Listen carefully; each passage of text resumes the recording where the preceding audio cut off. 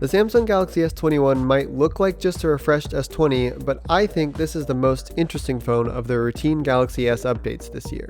It's less expensive than the Ultra and the Plus, but it still gets the upgraded in-display fingerprint sensor from Qualcomm, some new display tech, and the new Snapdragon 888 processor with its integrated 5G modem, also from Qualcomm. One difference between the S21 and its siblings is a major upside. The back cover is made from plastic, not glass. Plastic might not feel premium like glass, but it's fantastic for durability and repairability. Not only will it beat out glass in a drop test, it brings some nice flexibility too, removing some of the difficulty of opening up the phone. A heat pad gives us controlled heat application to soften the adhesive holding the phone together.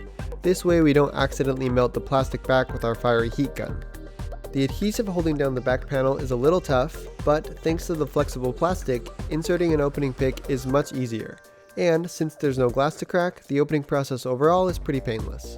Under the cover, well, it's a Samsung, which means you're mostly looking at black plastic shields and some wireless charging hardware. And as always, a slew of Phillips screws stand between us and the next layer. After that, it's connector city. First, the battery, followed by the two board interconnect cables, and the newly disconnectable display cable.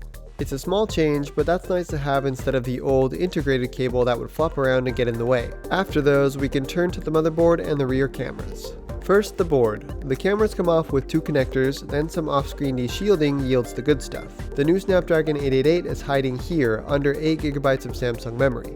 Next to that is 128GB of Samsung storage, and a Murata Wi-Fi and Bluetooth module. The S21's camera setup is similar to the S20's on paper.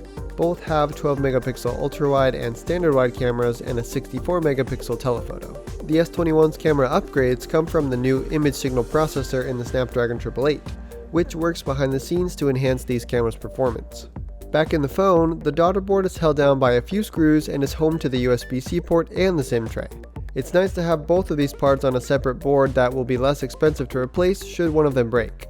As you might expect, the battery well is a tar pit.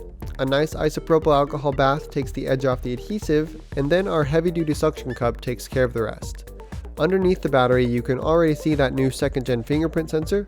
More on that in a sec though. The battery is a 15.52 Wh cell from Samsung, just slightly more potent than the S20's 15.44 Wh battery. Before heading to the display, we fish out two 5G millimeter wave antennas hiding in the aluminum frame. The heat pad comes out again to help remove the display. Removing Galaxy phone displays is never easy, but the S21 has a couple advantages. The fully detachable display cable makes this process slightly less fussy, and the flat screen means you're less likely to shatter the glass as you fight through the adhesive. As always though, the fragile OLED isn't protected behind that glass, so even if you're extremely careful, you'll likely end up with a busted panel.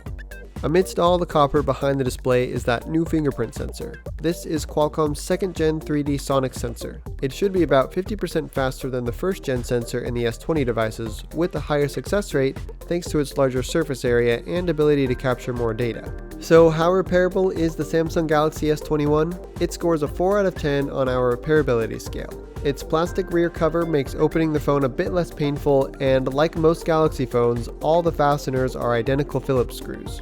Many of its components are modular and can be replaced individually, but the two most common repairs, screen and battery, are still unnecessarily sticky and complicated. And indeed, it looks like a screen replacement is exactly what we're going to need here, since thoroughly disassembling this phone has killed the display. If only we knew of a company that sells new ones.